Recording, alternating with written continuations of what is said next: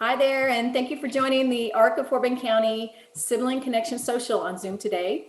Happy day after National Sibling Day, which was just yesterday. I'm Carrie Axtell, the Advocacy and Youth Programs Director with the ARC of Fort Bend County. I'm going to do things just a little bit backwards today and share my sibling story before we get into the presentation. And by starting off with my personal story, I'm hoping that you all will feel comfortable sharing your story during the social after the presentation. So this is my high-tech way of sharing my photo. So this is a picture of myself and my brother Paul. Obviously, when I was just a little bit younger than I am today, but I remember vividly spending what seemed like all day raking these leaves. And my brother Paul, who was about 7 years old at the time, was not able to help, but we sure had fun tumbling around in the leaves afterwards. So this is a really fun memory that I have with my brother. I do have a couple of not so fun memories as well, like when he'd get in my room and tear up my stuff, or that's normal sibling rivalry, right? Or how I always seem to be the one to kind of keep charge of my brother and keeping him safe when we were in public and in the store. I had to hold his hand, make sure he wouldn't run off or into the street. But as an adult, I realized that those aspects are not necessarily typical sibling relationship that most of my friends had growing up. But I'm willing to bet that many of you that are here on this call today may be able to relate to what I'm talking about. So to continue my story, my brother Paul did pass away when he was 14 years old, unrelated to his multiple disabilities of autism, intellectual disability. He was also nonverbal and deaf. I share these memories I have about my brother because they had a profound impact on me and even today in my life. I also have a 15-year-old daughter with developmental delays, so I appreciate the very important role that her sister now plays as a sibling in her life as well. I realize that the experiences I had growing up helped influence and shape the person I am today. Siblings of people with disabilities tend to have a different experience and relationship with their siblings and families, which is why it's so important for us to get together, support one another, and share information. And that's likely why you're spending a beautiful Sunday afternoon with us, so that you can connect with other people who just get it. We hope you'll pick up some helpful tips, ask for help, give help, share a cool story or memory, and build a support network that you can call upon when you need it. Siblings are usually the longest lasting relationships that we have in our lifetimes, which is why you as a sibling are so important. The impact is lifelong. There's lots of questions and siblings just need to know where to turn sometimes, and that's where this sibling connection group comes in. We are a network of adult siblings in Fort Bend County, either getting ready to or currently caring for an adult sibling with an intellectual or developmental disability. We only meet twice a year, but maintain our contact year-round through our Sibling Connection Facebook group. And we share information, resources, ask questions, and connect to and lean on each other for help. Although this meeting is being held on Zoom to minimize potential exposure to the coronavirus currently, we do anticipate our meeting being in person in the future, hopefully in the fall when we do get together again. We will hopefully look forward to seeing you in person very soon. The Sibling Connection Group is hosted by the ARC of Fort Bend County, which is a nonprofit organization established in 1968 for people with intellectual and developmental disabilities. We ensure opportunities for people with IDD and their families and maximize their quality of life within our community. We do that through disability rights advocacy for and with people with IDD. We provide information about community services and resources, organize resource fairs, support groups for parents and adult siblings like this one. We hold several high-quality social and recreational programs for people with IDD in their teens, 20s, and into mature adulthood. We are also home to the largest Special Olympics delegation for adults in the region, offering 10 different sports and over 100 athletes. We are proud to be the go-to source for people with IDD in Fort Bend County. So if you ever have questions, please call us. You can learn more about us at arcoffortbend.org, like our Facebook page, which is very active and up to date. And you can also reach out to me. I'll put my information in the chat box. So just so you know a little bit about the format of the meeting today, we will start off with a presentation, and please hold your questions till the end. Then we'll move on to the social portion of the meeting where I invite you to share a story, memory, tell a joke. If you want to give us the winning lotto numbers, that would be great. Anything you want to share. We're just going to keep it casual here. So if you have questions, just let us know at that time. But I will be looking at the chat box for our presenter, Deanna, at the end. And if you would rather, you can certainly ask your questions at the end if you want, just unmute. If not, put them in the chat and I'll read them to her at the end of her presentation. It is my pleasure to introduce our speaker, Deanna Copsaddle, who is here to talk to us about having a collaborative family discussion for the care of adult siblings with IDD and how to initiate those difficult conversations with caregivers, along with strategies and tips. Deanna is a licensed professional counselor, supervisor, certified clinical trauma professional, and a professional school counselor. She's been practicing as a psychotherapist and consultant for over 6 years and is the owner of New Dimensions Counseling and Consulting in Katy, Texas. Deanna works with children, teens, and adults experiencing grief, loss, trauma, PTSD and anxiety, OCD, depression, abuse, and relationship issues. She has over 20 years of experience working with children and teens with learning and physical disabilities, emotional or behavioral disorders, and those on the autism spectrum and other developmental disorders. Deanna helps people navigate special challenges by identifying, clarifying needs and attainable goals, assists with personal resources, helping them better develop skills for problem solving, and reinforcing positive communication skills. In her spare time, Deanna gives back to her community by serving on the board of Texana Authority. She's a member of several mental health and counseling associations. She's a member of the Fort Bend Junior Service League and involved in several Houston Livestock Show and Rodeo committees. Welcome, Deanna, and thank you for speaking to us today about how to tactfully break the ice on some tough topics of conversation with our families. Thank you, Carrie. Can you hear me? Everybody hear me okay? Is that okay?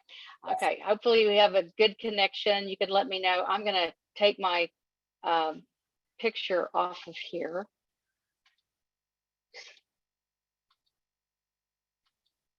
I took everybody off. I just want to take me off. You're fine. I can still see you. We can still see your screen. Okay. Well, I just wanted to be able to at least see you in case you have something to tell me. Just hide them now. I can unmute if I need. Okay, well, I'll just leave it in just in case, so I can talk to everybody. Or you can unmute it. If I hide it, you can come back. Absolutely, I'll unmute if I need to. Okay. Let me see if I can just move this up. There, I'll just move it up a little bit. Okay. Enough of this technology stuff. Man, this gets exhausting. I do Zooms, but I don't do a whole lot of this first time, actually, I have to admit, I've done a presentation with Zoom. So, and I've done several, but not on Zoom. It's usually in person. Carrie gave you a little bit about my background. I live here in Katy, and I have a long history of working with children and teens with disabilities of various sundry kinds. I was a former special education teacher is how I started. And then what I realized in working with kids with disabilities is that they come with a lot of baggage. You know, they have self-esteem issues. They've got lots of issues at home and with friends and all that sort of thing. And I think that's kind of how I got involved in counseling initially.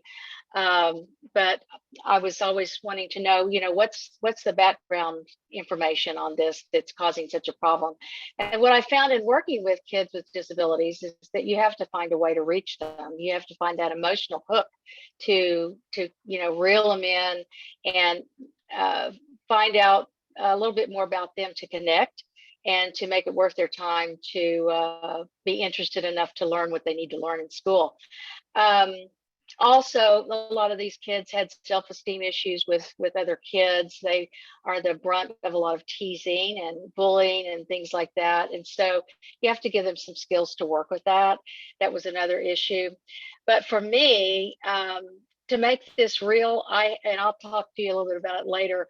I have a brother who always struggled in school. There were four of us in my family. He was the youngest of four, and he always struggled with academics and having friends, and he never quite fit in. He was diagnosed in elementary school with a speech and language disorder and a learning disability, and the teachers said that, an ADHD, and his teachers just said that he was a slow learner. Despite the fact that he had so much academic difficulty, it was always ironic to me that he was quite a gifted musician who sang and wrote music and played the guitar. And I just thought that was real interesting. He finished high school, but he really, really struggled when he started college, and he ended up dropping out. Now, as an older adult, and not to my surprise, my youngest brother was finally diagnosed as an adult with autism. I suspected it years ago, and even as I started my training in psychology and as a counseling therapist. I'm not a psychologist, but I did get a degree in school psychology and counseling psychology, and in school counseling. I started fitting all the pieces together, and it's the only thing that ever made sense to me. And of course, you don't ever treat your own siblings, and although I try, or your, anybody in your family, you just suspect. And I finally got to talk to one of his doctors not too long ago, because he has had some problems as an adult. And he lives alone now, but he lives in a town in Tulsa, Oklahoma, with my brother and his family. They don't live together, but they live in the same area. Got to speak to one of his psychiatrists, and with all the problems he had with language as a young child, and all the problems with friends and communication skills and academics, it only made sense that he was a child growing up with autism. And unfortunately, it wasn't clearly defined at that time when he was growing up. And now, with more research and focus on developmental disorders in children, and with the revision of the DSM-3 and 4, now we're in 5, they finally have a clear form of what autism and developmental disabilities look like. It's not perfect, but it's a lot better than it used to be. And it gives us tools for appropriately working with children with developmental disabilities. So I know firsthand that it can be challenging working to care for a sibling with a developmental or other pervasive developmental disorder. And I commend all of you who are contemplating this and who are currently working to help your siblings now. It's a difficult situation sometimes, but it's not impossible. There are challenges you will have, but you can get through it. And that being said, it's never too late to plan ahead and be prepared for the possibility that someday your loved one could be without family members to assist them directly. And it's that planning ahead that gives them the best shot at having a happy life and being the full person that they were meant to be, with the extent of that they can.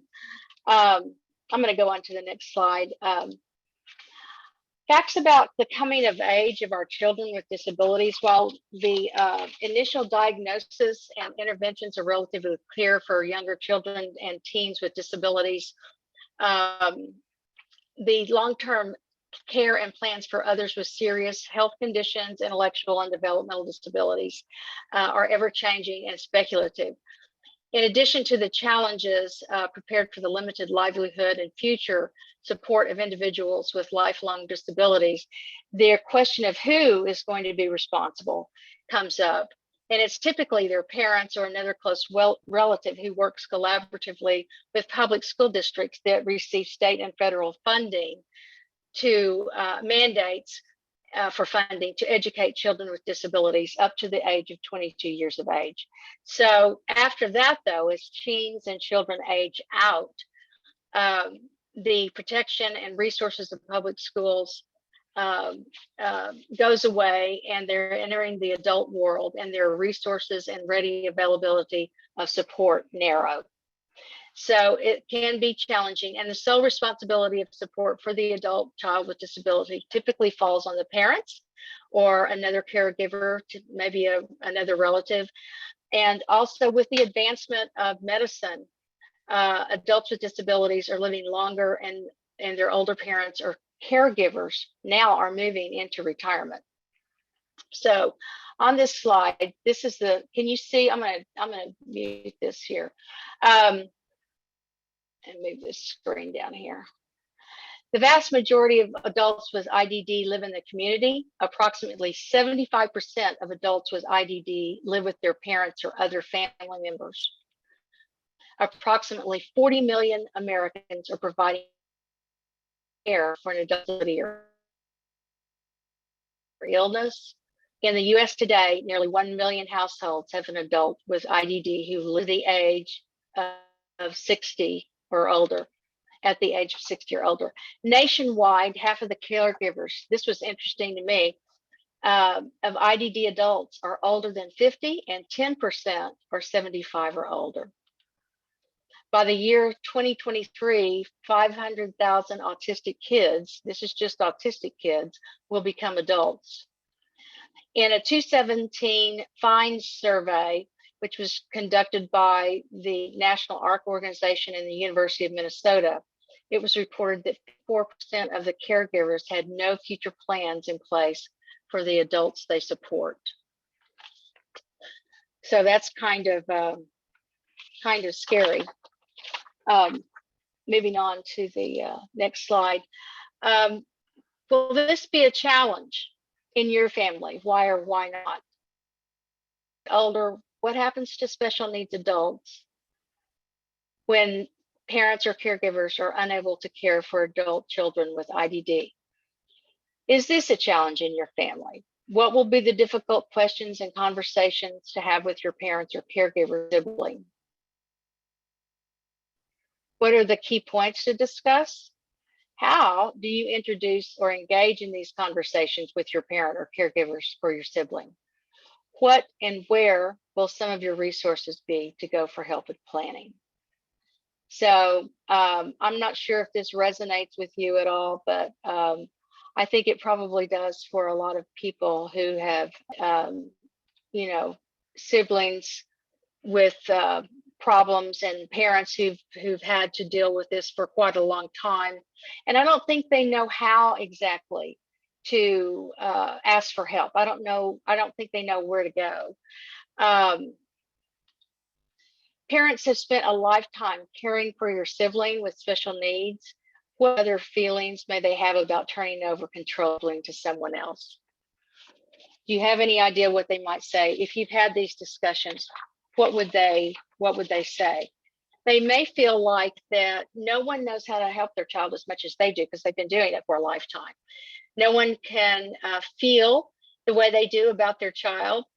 No one else knows all the daily routines and medical necessities and other particular characteristics of their child better than they do. So that's a lot of control to give away when your whole life has been centered around and focused around the care of someone who needs so much. How much have you talked with your parents about the specialized care of your adult sibling? How much do you know about them? Have you ever approached your parent about the care of your sibling? And if you did, how did that go? If your parents were immediately unable to care for your sibling, your adult sibling, how much do you know to be able to step in and help them? How much do you know? How much could you do? And if you have discussed plans for have you ever discussed plans for when they can no longer care for your sibling? And what arrangements do they have, if any? Have you ever had that discussion with them? And if you did, how did that go? And was there any follow-up?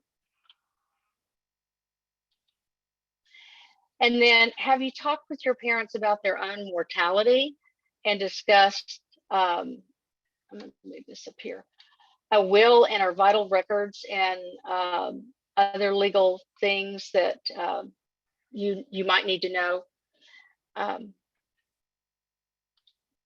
things to consider. Conversations that you have with the parent, questions to ask, and things to consider. Most parents of children with IDD have probably thought often about what would happen to their child if they're not able to take care of them. Most likely, they're scared to death to think about the prospects of the future.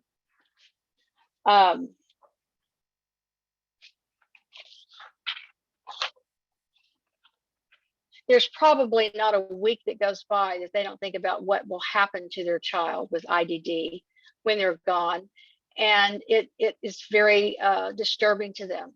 Some parents, I think, may think that everything will just work itself out for some reason. The disability fairy will come and take care of everybody, I guess. I don't know. I just don't think they think that much about it. I think they think that maybe someone in the family will step up and take over, or that the government will take care of their adult child when they die.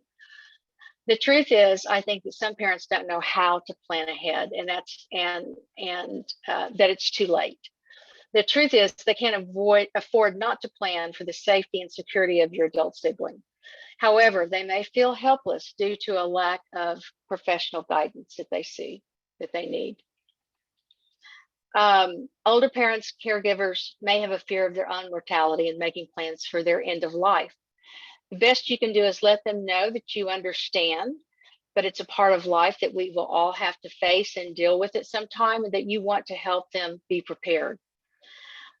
Some parents may not want to talk about their own mortality, and they may struggle with denial of the prospects of their own death and how they even feel about that. Confronting and dealing your own mortality would require, for most, that you take care of your legal and financial assets and responsibilities, and make future plans for those that are left behind.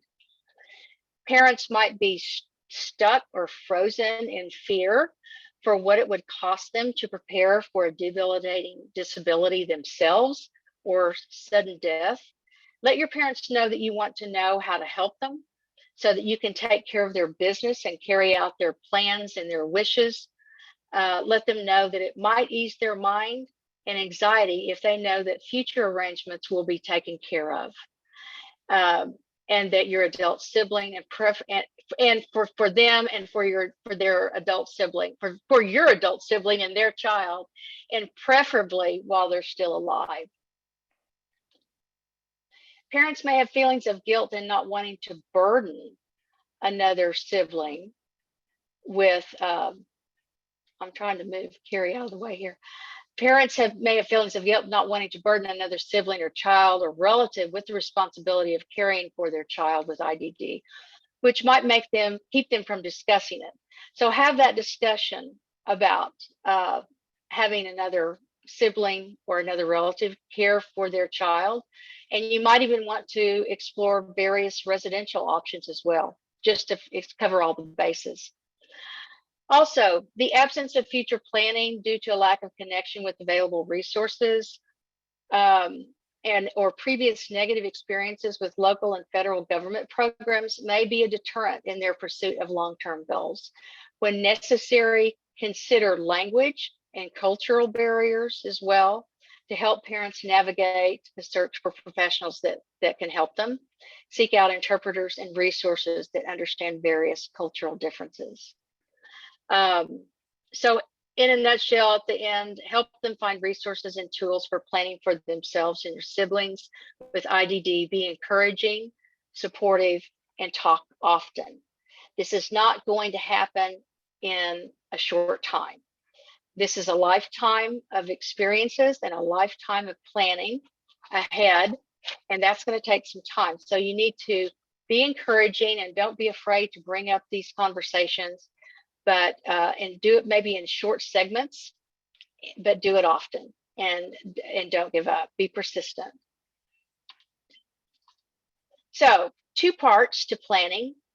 One is to address your parents' will, a letter of intent, which is not necessarily a legal document, but it just kind of prints out, what it is that your parents, their wishes for their child with disabilities, and who they want to take over, and how they want to look ahead. Letter of intent for your sibling, trust funds, and location of vital records.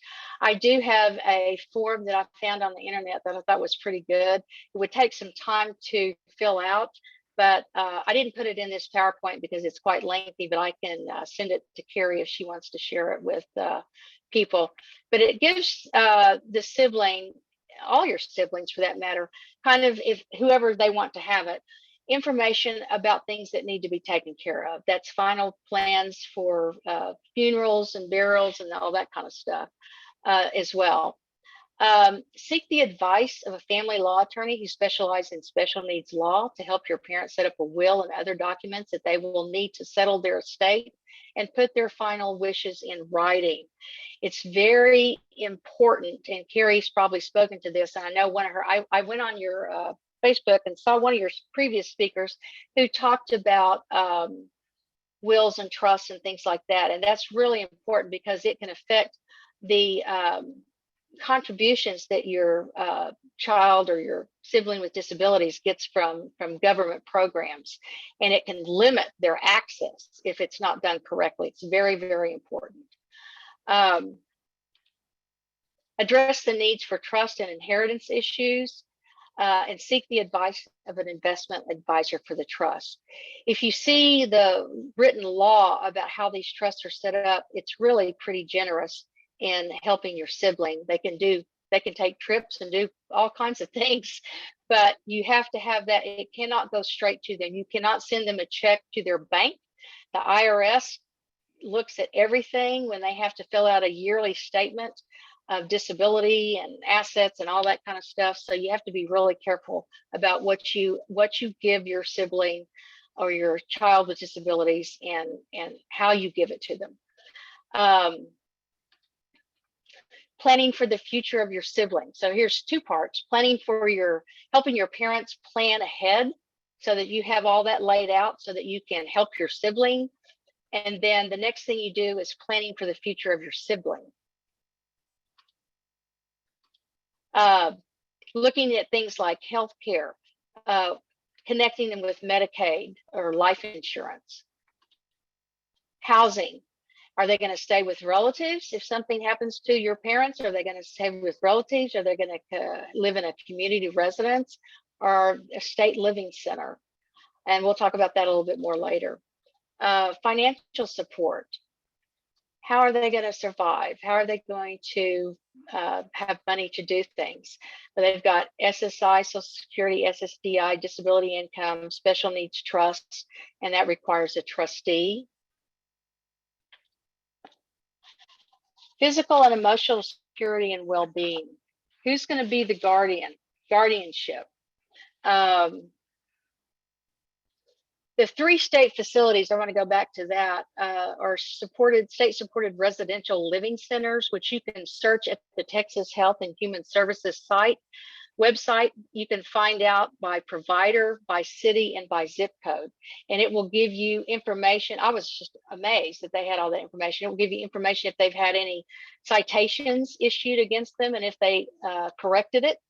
So if you're, looking at that sort of thing, that's a good resource to have, as well as you're, just talking to people. The second would be a community-based intermediate care facility for individuals with IDD. The third would be homes and community-based group homes or host homes and companion care. Carrie, are you aware of any other resources out there? There's many, many different resources out there depending on what it is that you're needing. But yeah, so if you ever have any questions about any of these aspects, contact us here at the ARC and we can always tell you. So for example, guardianship, we highly recommend Browse Spend Guardianship because they have excellent free information sessions, not only about guardianship, but also alternatives. And then they have attorneys that can give guidance as well. Financial planners and people that might be able to give you information or advice about either a special needs trust or ABLE accounts. We have great partnerships with, we have here with us today one of our former presenters about able accounts, Megan Geary. So we have a wealth of information about different people to contact and give you more guidance about the different aspects that you might need. So if you ever have questions, start with the ARC. We can point you in the right direction. Well, that was my next plug, is that I'm sure Carrie, your advocacy director at the ARC, can help you find out more information about these community and state residential services, and the legal aspect certainly as well. Another resource is the Texana Center, which is our MHA Mental Health Authority and LIDA, Local Intellectual and Developmental Disability Authority, which serves Fort Bend County and 5 other counties in the Gulf Coast area. They are located in Rosenberg, Texas. So, and I know Carrie knows about that as well. Then there's individualized person-centered planning. So, Carrie, I know you're familiar with that, I'm sure. After doing some research on the internet, I found this interesting several slides. One was from different places that I just confiscated here. Planning for your sibling, person-centered planning. As you can see, it talks about a lot of different things: safe and secure housing, researching these types of programs and facilities that would best serve your sibling with disabilities. I found that the best practices programs implemented within the centers and residential facilities encompass 8 or 9 of these focus areas. And you probably already know those. The top diagram to me resembled an individual client focused model, while the similar lower circle represents what might be available in a residential facility or center that typically works with clients during the day or at scheduled intervals during the week. They would appear to represent long-term goals for all clients that have to do with safe and secure housing, health and wellness, relationships, connections and communication, community engagement, finance, socialization, fun and leisure, day-to-day activities, schedules and routines, employment as appropriate, and or the availability to learn a skill, and then lifelong learning. So it takes a village, right? It takes a village, and these are all good things to keep in mind if you are looking at a facility for whatever reason, either day care facility or place to engage. Those are some things that you certainly want to be looking at. Anything to add to that, Carrie? So yeah, there's so many different ways the person-centered planning to kind of approach that, and it's going to be very individualized based on what you need, right? Your sibling might need. So maybe some people need the supports of less intrusive, like maybe they don't need a guardianship necessarily. But again, all those resources from alternatives, power of attorney, supported decision-making agreement, which is not a legal aspect, all those things, and having those discussions, we will sit down with anybody who wants to kind of talk about that more and kind of guide you in doing person-centered planning with your sibling. Okay. Okay, the next thing, special needs adult sibling life and needs for the future. What you need to know and record. Questions about life and care of your special needs adult. These are the things that you probably, a lot of already know: name, birthday, birthplace, but do you know their social security number? Any nicknames that they go by, current address, phone number or cell number. If you don't live with your adult sibling with disability, you may not know some of these things. Guardianship information, names, addresses, and phone numbers of any, and emails of any guardian, any trustee, special advocates, emails, names and phone numbers of caseworkers who work with your special needs adult. Those are all important things that you would be good to know, even if you don't live with them right now or you're not responsible for their care. Just to know in the event that something happens to your parent, so that you can, kind of resume some sort of normalcy if something does happen to them. So talk to your parents now and often so that you're not left without critical information that you might need. And then following, I didn't have any particular script for this following information, but this goes along with this. These are things that you really need to know about your sibling. And it's a list of questions and conversations that you and your family member need to have to record. And I would eventually put it on a computer file if possible, and you'll always be updating that. And don't assume that you'll remember everything, and know that some information will change from time to time. So this would be an ongoing conversation. And also, it's also good to have it written down somewhere, because you may not be the only one that needs to access this information in the future. There may be, you may share that responsibility with another sibling that lives nearby. So I'm going to briefly go over these slides and just kind of go over them. Details of daily living, daily routines, include a physical draft schedule of the day. Go back and specify how tasks are completed, and if they need help, what kind of help they need. Regular chores or tasks to complete, any help that they need. Regular religious observances or prayers that they are involved with or engage in. Religious services, where do they go to church? How often? Where? Transportation, how do they access transportation? Who picks them up? Who goes along? Do they have special seating issues? Name and address of phone numbers of clergy or religious leaders. The next thing has to do with their workplace or education.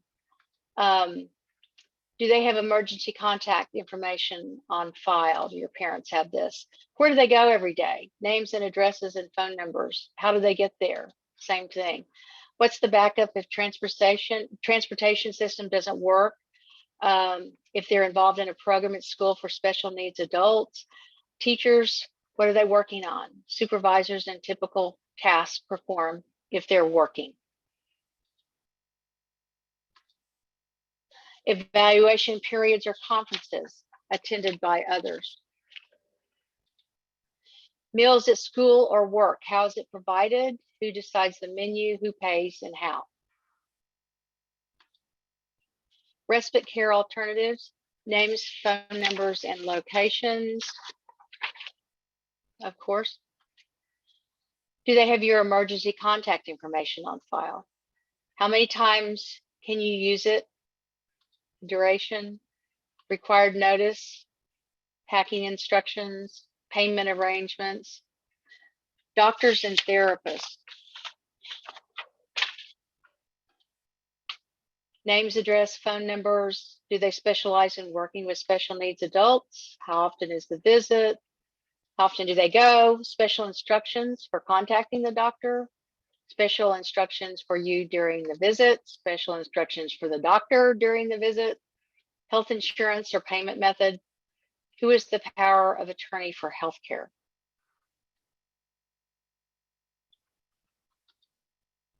Medical history.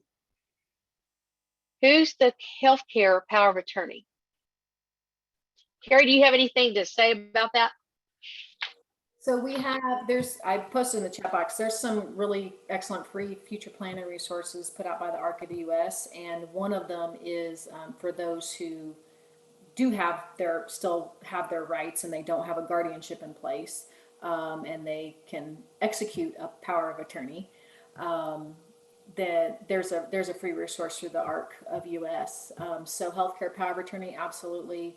Just a regular, what we call a durable power of attorney in the state of Texas. Those are for people who still have their rights, who do not have a guardianship.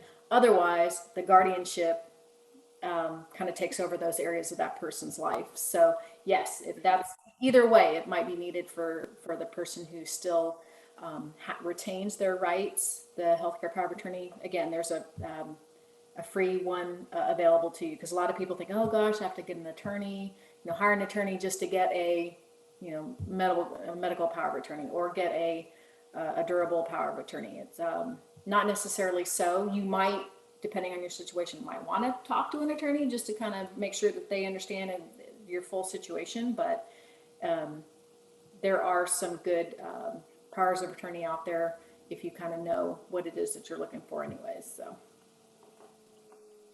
Now, if the person, if you have guardianship of an adult sibling or a child, um, and you have guardianship, but they enter the hospital, is the hospital going to request a healthcare power of attorney?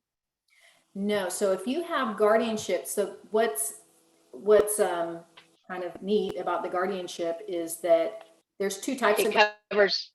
guardianship of the person and guardianship of the state. The estate. So the estate is just money, the right to manage that person's money. So if a person has a guardianship over themselves, so they would be the ward, right? They have already gone through a very formal legal process in front of a judge and an attorney who represented them and an attorney who represented the parents. And the judge agreed that this was a person whose natural civil rights, the right to make decisions about who they marry, where they live, whether or not they can drive, all those decisions have already been made by a judge. So if you have guardianship, you have legal guardianship, and you have letters of guardianship, and you present that to a hospital, that will be honored because you've already gone through Okay. the most rigorous legal process there is to Right. prove you're the decision-making authority. So there is no healthcare power of attorney needed. A guardianship will supersede that. Okay, so if you, yeah, that's good, to know that you don't have to have both. But if they have guardians, if they're guardians of themselves, if they don't have anyone else over them as guardian, then you would need a healthcare power of attorney. That would be wise. So yes, so in the case of a person who maybe an adult with IDD who they just need some guidance in their life, but they have not had to have a formal guardianship put in place for them. They're just receiving guidance. Maybe they have a durable power of attorney for just helping them with business. Perhaps they have a supported decision making in place where they have agreed that, hey, yeah, I will talk with mom and dad or my brother or sister or somebody else in my life when I make these major decisions. But that's not the same as a guardianship, right? Because those Right, people still have their rights. They can still be right. pursued as an adult for their actions. Those people, Mhm. a healthcare power of attorney or a durable power of attorney or other alternatives might be helpful to them. Okay. All right. Um, and if they don't have if you don't have guardianship or they don't need a guardian, you would most likely need this for surgeries, hospitalizations, significant incidents, that sort of thing. Medication history, what's been used in the past. These are things to consider. What's been used in the past, what's been discontinued, and why. Where are the official medical records for your special needs adult? Okay. Current medications, these are things that you would need to know: type, dosage frequency, prescribed by whom, where purchased, special instructions for taking medication, insurance coverage or payment method. Favorite pastimes, what do they like to do for fun?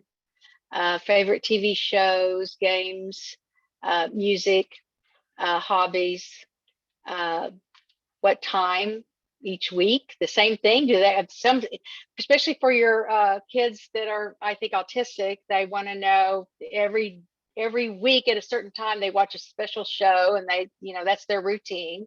So special instructions for each. Anything not to permit. Entertainment preferences: movies, ball games, concerts.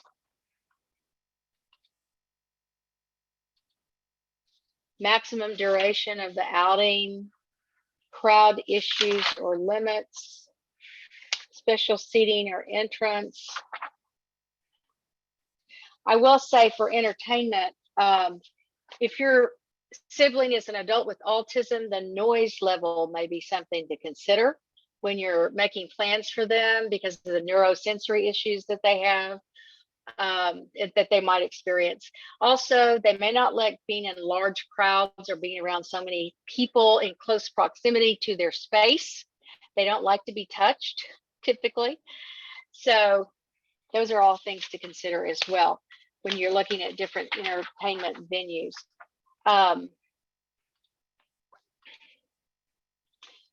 Special seating or entrance issues, anything not to permit or attempt.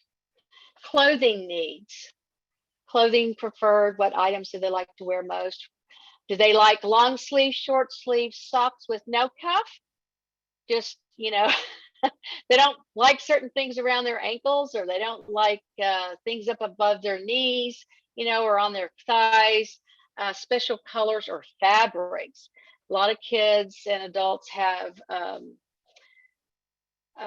they don't like certain textures on their skin. They don't like tags on the neck.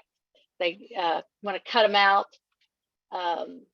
Sizes for each item, preferred stores or brands that they're used to shopping at, any custom requirements, who selects their clothes, how often, are they good at selecting their own clothes, or do they need assistance with you?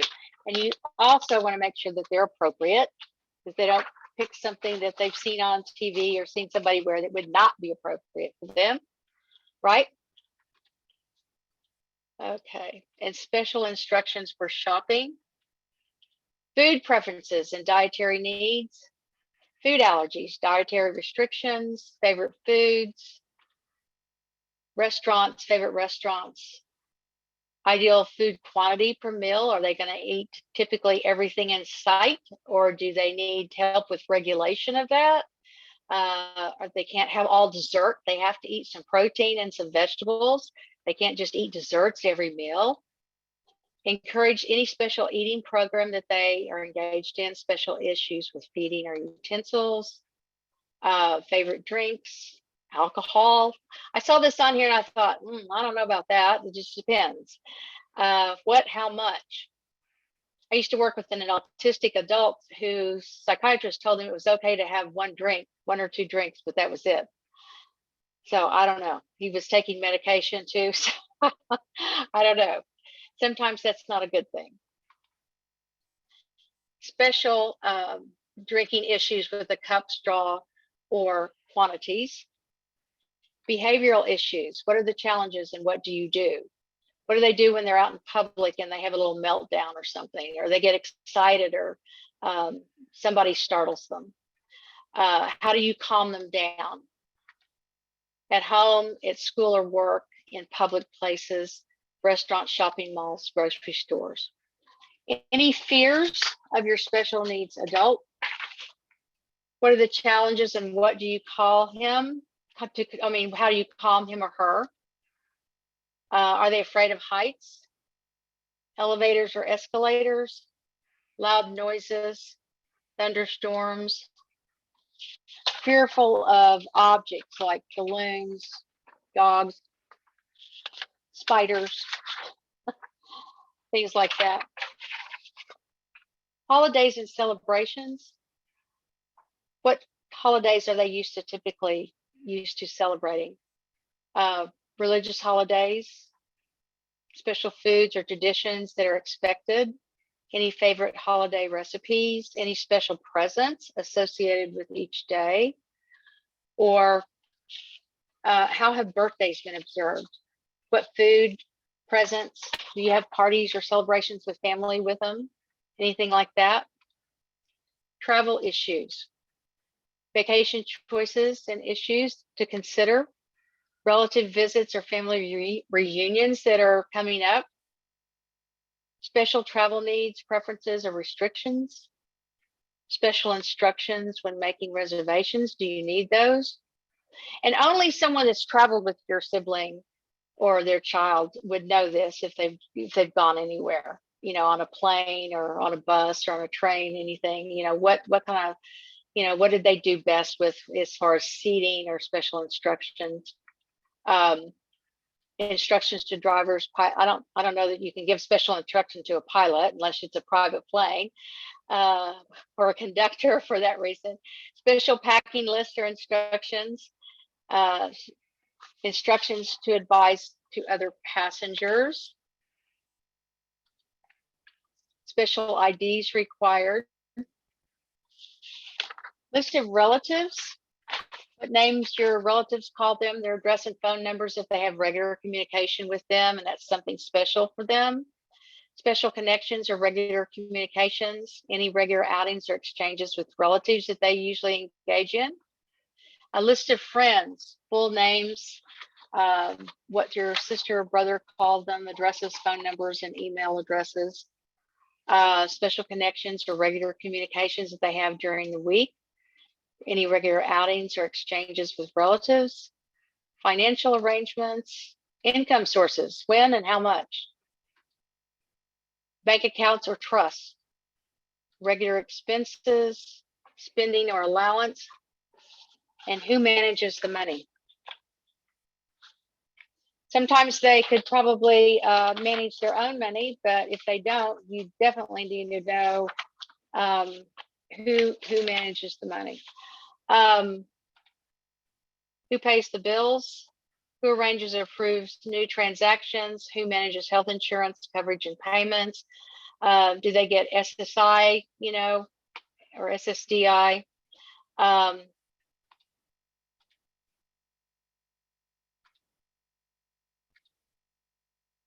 Who holds power of attorney?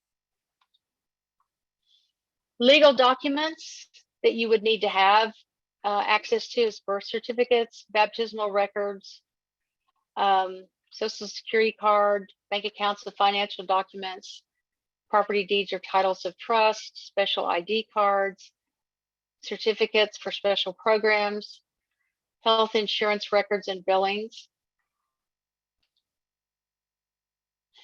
And then we get to end of life preparations. Why would we need to think about this? End of life preparations. Why would it's part of the plan, isn't it? It's part of the plan. So regardless of where they are, who they're with, it needs to be considered. It should be. So any other accommodations that you can think of? I thought of home accommodations. Does your sibling like a room to himself, or does he like to be around other people? Does he need quiet time before he goes to bed, or will he disturb others in the same room who are trying to sleep? Are they afraid if they're left alone in the dark? Are they good with pets, allergic to animals? We talked about allergies earlier. Are they respectful of other people's property? Oops. This is in the way.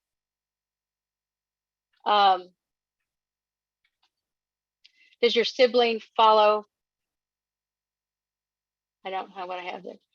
Does your sibling, hold on a second. I've got this thing in the way here. Follow household rules. Are they helpful? Do they require 24/7 care, or are they independent? I think this got ahead of me here. So, looking ahead, how prepared are you and your family in preparing for your special needs sibling? Seek resources to help you get started. The Arc of Fort Bend is a good place to start. Help your parents complete a personal vital records keeper and an end-of-life document for themselves, so you are prepared with directions, because anything can happen. There's no guarantees for tomorrow, right? Start early and talk often with your parents about these important issues. It's never too late. Include your special needs adult in some of these conversations about their future for a clear reference and understanding about what they understand and what their needs are. So that's the end of my presentation, and I thank you for your time and best wishes on your journey. I'm done. Thank you so much, Deanna. So you gave us a lot to think about, and I know it can seem very overwhelming. While Deanna was speaking, if you all thought of any questions, please, feel free to unmute yourself to ask a question or type it in the chat if you're more comfortable with that. But I would say also that all of this information, don't let it overwhelm you because it can be easy, right? When you see all this stuff, it's like, oh, Yeah. this that needs to be done, and this that needs to be done, and this that needs to be done. So it's like eating an elephant. And how do you eat an elephant? You just eat it one bite at a time. So one thing that's my advice that I would get, and I pulling from all the information that you gave, all of it is important, and it needs to be done at some point or another. And it's a process. So just be patient with yourself and know that there are resources out there available to you. And don't become frustrated or overwhelmed. Just allow yourself to, okay, this is the first thing I'm going to tackle, and just start somewhere, and then over time, again, it will all get there and get done. And if you ever get stuck or have questions, please call us at the ARC. We're here to help and provide guidance, or if you're looking for resources for where to go for certain aspects of this, we're always here to help. So, any questions for Deanna? So I have a question, Deanna. So this, Okay. a lot of this presentation was about the what, right? The what you need to do. Mm-hmm. Sometimes the how you go about doing it Mm-hmm. is the real crux of the matter, right? Yeah. Right. In our lives, we start off as, a child, which is very obviously we're the, our parent is in charge of us. And even as we grow up and we're starting to become more independent and everything, sometimes it can be hard to have those roles kind of flip, reverse, right? And Mm-hmm. your parent is Mm-hmm. Mm-hmm. because you've always been in that respectful situation where what they have said and wanted is what goes. And now you as an adult Mm-hmm. trying and looking at this as a sibling, of knowing that you're going to have to help your brother or sister, and having and introducing these kind of conversations with your parents can sometimes be tricky. Do you have Yeah. Yeah. advice on kind of how to still respectfully open a conversation with your parents and still let them know, I still love you and your mom and dad, but at the same time, how to introduce some kind of, because these can be difficult conversations to have about, planning for the future. Mom and dad, do you have a will? Planning for my brother or sister, you know, how to tactfully introduce that and still preserve the relationship with mom and dad. Any thoughts or perspective there? Well, yeah, I think that, and I had so much written here going through my mind, and I was not wanting to run out of time. So I deleted a bunch of stuff. But, I think that's a hard conversation for parents to have with their children. And, they are afraid, I think, sometimes to face their own mortality. Nobody likes to think about dying, certainly. And if you have a child that's, a special needs child, your worst fear is something happening to you. Who's going to take care of them, right? So the reality is we're all going to die. Something's going to happen. God forbid that you would be incapacitated some way and still be alive to watch. And then, but why wait till that time? Why wait until it's a crisis? Because that's what you're going to see. It's all going to be crisis. There's nothing written down. Nobody knows anything. You might know a little bit, but you don't know enough. You don't know everything. And I would just reassure parents that you're just trying to help them. You want to be able to step in when they can't, to meet the needs of your sibling, and that you want to do the best job that you can, but you need their help, and you want to help them right now so that their goals and their plans are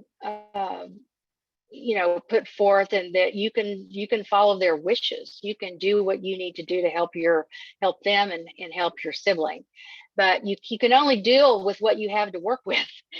And if you don't have anything to work with, that makes it very difficult, because it's kind of like herding cats with no stick. Just there, it's everywhere. So rather than get into a crisis situation when everything's falling apart and emotions are already high, you just try to, as you said, eat this little cookie one piece at a time. And that's why I kept saying in here, talk often, be persistent, and do it in small chunks. Just do a little at a time, because they may not want to talk about it right away. But you find out, what are their thoughts? What are their wishes? What do they want? What are their vision of what would happen to their child if they weren't around to help take care of them? Because that person has been the center of their life up until now, I'm doing everything. What am I not doing? They're already feeling like, oh, am I doing enough? And of course they're doing enough. You're doing, what are they doing to take care of themselves? Do they have a night out where they go out with friends, once a month or something, or have a date night with their husband, or, do something fun for themselves, go and have a massage? You know, tell them that you want them to take care of themselves too. And they have to do that, but they have to allow other people in to help them. So they don't have to, I guess, but it would make their lives easier if they would, right? Yeah, So that's an excellent the strategy. thing of Yeah, that might be a strategy that maybe that a sibling or a child can use with their parent that might be a little more resistance. Like, hey, mom or dad, I recognize you guys need to go on a date night. And then that's Yeah, to kind of become a routine part of your brother or sister's life. Then that will lead to natural conversations. Hey, while you and dad were out on date night, I got to know my brother or sister a little bit better. And did you know he's really doesn't, he's scared of the dark, in his bedroom or something? Maybe you yeah. need, and then you kind of insert yourself little bits at a time, I guess. Maybe that's a strategy you can use. Well, and then if you're willing to explore those things, if you know that this is something you're going to want to do to help, to step in, to help your sibling when your parents aren't able to, start asking them to help with some of the responsibilities, like you just said, to, take them on an outing or be responsible for just little pieces at a time, uh, helping them, connect with certain events or activities, and taking them off out of the hands of your parents so that they can do some things they need to do. It's kind of like rest. Let me be your respite. Let me be your provider for just a day, or for a couple of hours, or for an evening. Give me an opportunity to work with them and get to know them, so that they feel comfortable with me. I don't want them to not feel comfortable with me if something happens to you, because I'm their sibling and I love them and I care about them. And let me step in sometimes. uh, Talk about, if you're not sure and you want to have those discussions, explore and research community-based and state supported residential placements. I mean, not everybody's going to want to do that, and if you don't have to, then that's fine. But if that's the best placement for your sibling, then you need to explore, because some are better than others. That's just the natural truth. That's the truth. And I found some interesting things, like I said, on Health and Human Services, where you could explore a lot of these community and state residences and centers by zip code and city, and it'll tell you everything about them. And then you need to do a little bit more, probably ask around, ask for some references, that sort of thing. And help them find tools for planning. I don't think they know how sometimes. I don't think they know where to go. I found one of the interesting things in that survey that the ARC did in the University of Michigan. Are you familiar with that survey, Carrie?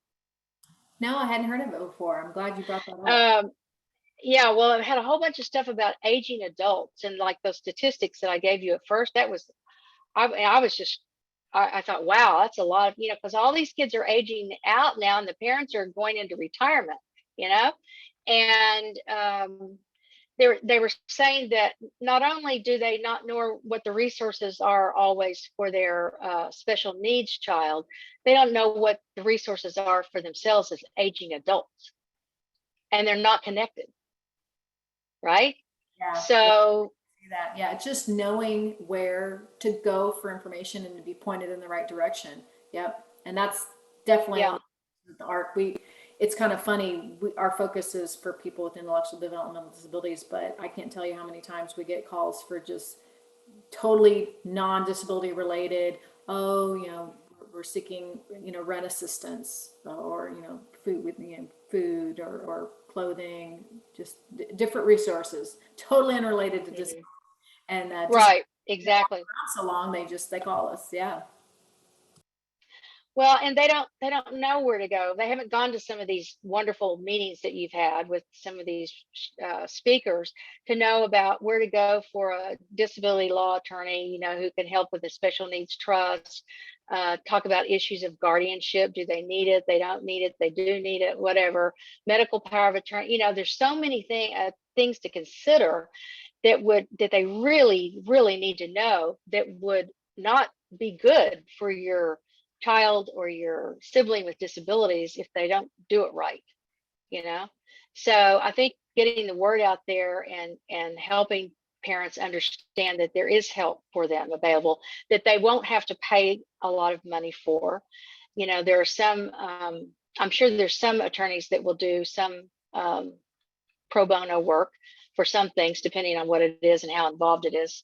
But um, you know, it would just be helpful to do that. And maybe they don't feel like they have any assets, but you know, there might be something that they could help them with. They would want to give them from time to time, or at the end of life, that they have that they didn't even consider. But you have to be careful how you do that. So I think just having those conversations in small little junctures, you know, when you're talking about your sibling with disabilities, is to let them know that you want to spend more time with them, and that you want to help them, and getting all these things in order for your parents, for their will and their